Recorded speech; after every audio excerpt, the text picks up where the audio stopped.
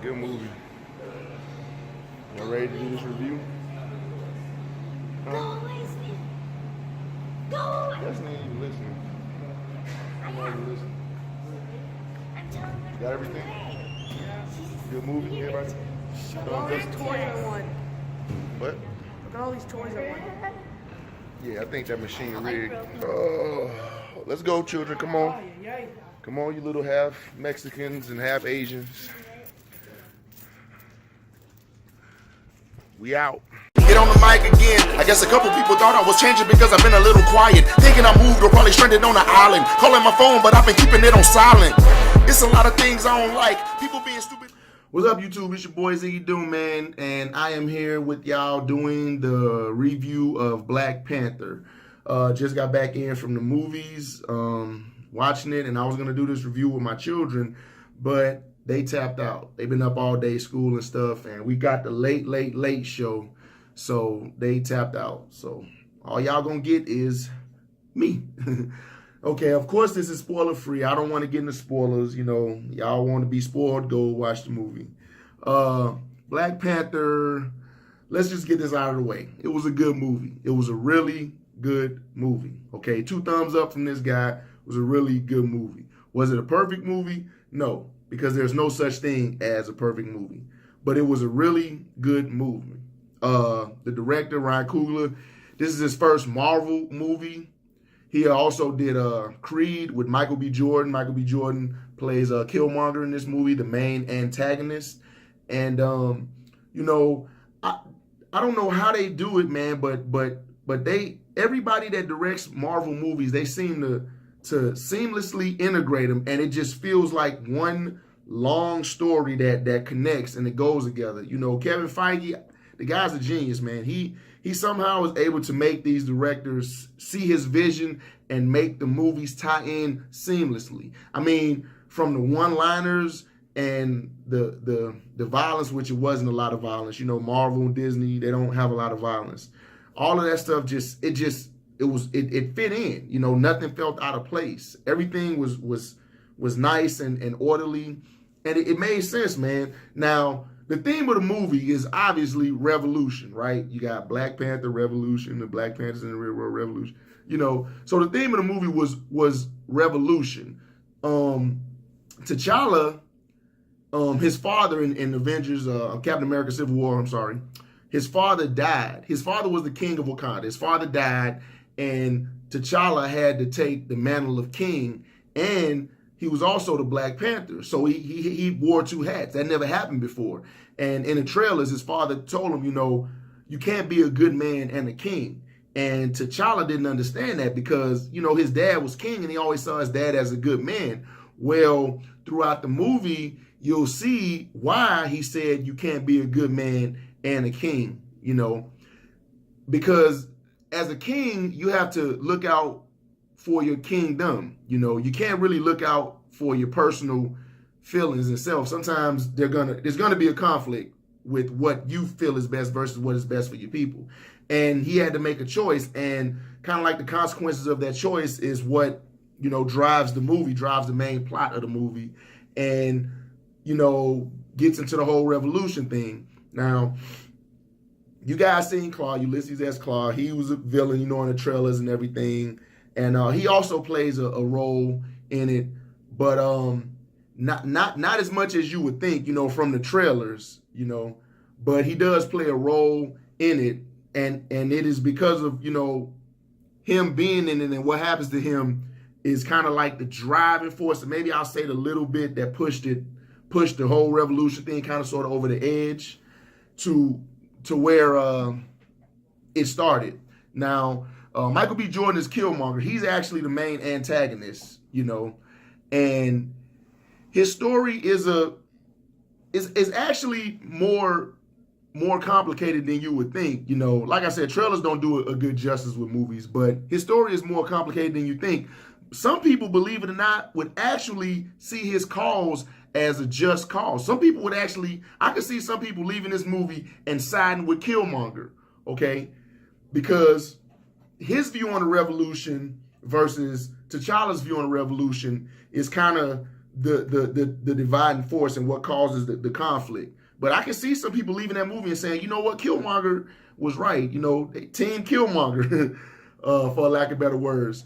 But now, you know, of course, his sister, she was the Tony Stark of Wakanda, so to speak, and her role, she played her role very well in the movie. You know, she didn't overdo it, she didn't underdo it. She really acted like a little sister. If anybody has a younger sister in real life, you know how they can get on your nerves all the time, but you know they're there to help you, and that's kind of how it was, you know.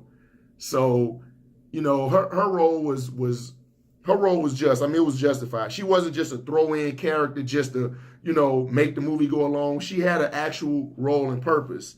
Then you had the Guardians of Wakanda, those women that were bald-headed. You know, they had the general, you know, a girl from The Walking Dead. I don't know her name.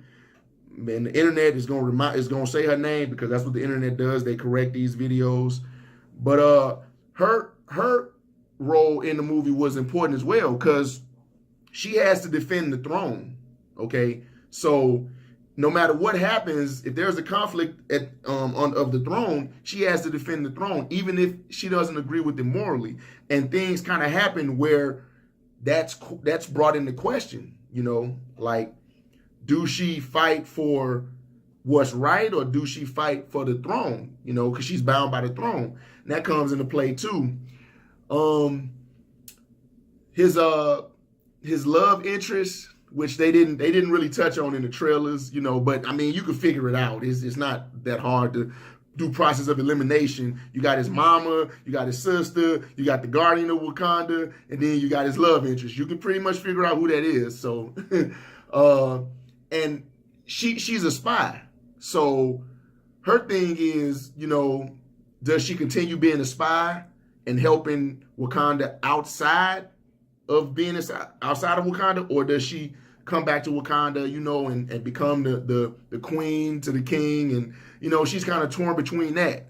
So there's a lot of different, like a lot of different plots within, well, not plots, I'm sorry, stories within the plot that kind of everybody has their own conflicts, but it all comes together convincingly at the end, and it just makes sense.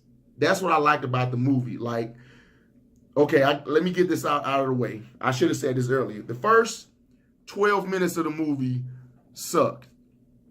Why the first 12 minutes of the movie sucked? Because Galaxy 8 theaters decided to mess up the 3D image, and we were all sitting in the theater with these glasses on and we couldn't see nothing. Everything was blurry. So they stopped the movie and told us, I am not making this up. They told us to turn our glasses upside down in order to watch the movie. So we were in the movie theater literally like this, watching the movie in 3D. I am not making that up. So the first 12 minutes of the movie sucked. We couldn't see anything, you know. I may have to go back. I am going to go back and start it over. But we didn't miss enough to not understand the movie. You know, if you've seen the trailers, you've seen the first 12 minutes of the movie, okay? I'm going to just put it like that.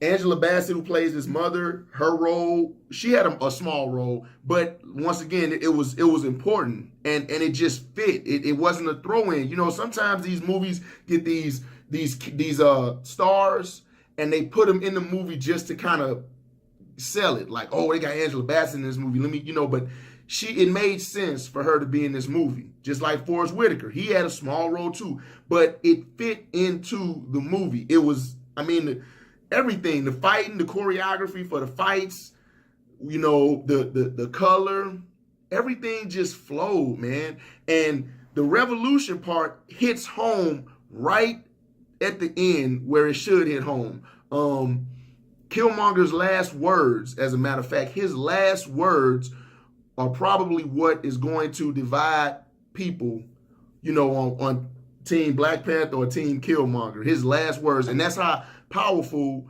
those words were. Like, you'll when you go see the movie, you'll understand Why? I'm gonna say it again, man. I can see a lot of people being divided. A lot of people being Team Killmonger, man, for real. I mean, it wasn't as intricate as Team Cap versus Team Iron Man, but Killmonger, he was that main antagonist. But you know, if you follow a certain thing and a certain theme, like the Black Lives Matter and stuff, you can kind of see his cause as being just. But so Ross, let me talk about him. His role in the movie, he basically was trying to get make a deal with Claw, and the deal went bad. So that is how he kind of got tied up. The Wakandans wanted to capture Claw, and so did the CIA. And it just so happens they all met at the same time, and it kind of everything. Of course, everything went bad, but that is how he tied in, and he actually has a important part, in bringing in helping Wakanda reach the world, because you got a faction of Wakanda that doesn't want the world to know about them, and then you got a faction that does. But the faction that does, it's like, well, we don't want to promote war and stuff, but we have this technology. If we give it to the world, what will the world do with it? Will they use it for advancement in medicine and science, or will they just use it for war and profit? So it's kind of, it's two sides. It is clearly two sides. Now, okay, there is one side that's kind of in between. I don't want to get into names and all that, but there is one side that's kind of in between both sides, but they tend to tip one way towards the end, and you'll see it, But ultimately, it was revolution, man. The theme was definitely revolution, and how to deal with being the king of Wakanda and also the Black Panther, the guardian of Wakanda at the same time. It was a conflict, and T'Challa, ultimately, he was able to, figure it out. Of course, it was a happy ending, I should say. But the way he got to it is what I liked about the movie. How he learned. Being a king isn't just, you put the mantle on, you a king, bam, boom, pow. Everybody does what you say. It's a lot more that comes with that. With great power comes great responsibility. Oh my God, did I just quote Spider-Man? But yeah, even with the Thor, like when Thor was gonna get the crown from his father Odin, he wasn't ready, and it's a lot of responsibility that comes with that. But he learned. So the movie was good. I like the plot.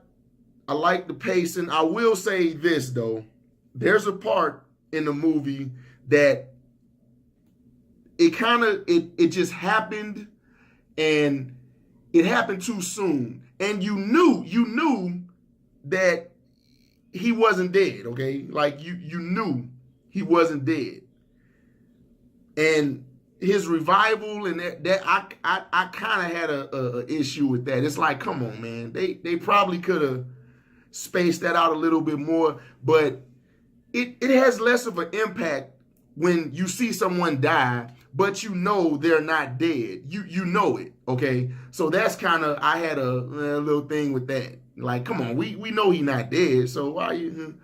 But also, let me the guy from Get Out and 15 Million Merits and Black Mirror, he has a role in there too. And actually the general of the Wakandan women is his love interest, but there's different like tribes, and he's from one tribe and she's from another, but they're both like generals of their army. So, it comes to a point where they have to pick their love for each other or their love for their tribes. That's another little interesting arc too. You'll pick up on it when you see it.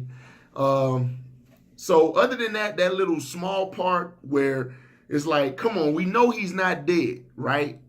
Other than that, I enjoyed the entire movie, man. Like even the blonde Angela Bassett, that you can clearly see that line where they put that blonde hair on her, but movie magic can only work so much, right? But yeah, Angela Bassett, Forrest Whitaker, everybody did good, man. Killmonger, it all went together, man. I really, really enjoyed the movie. I am going back to see it by myself at a theater that doesn't mess up the picture, because this is the second time Galaxy 8 did that to me.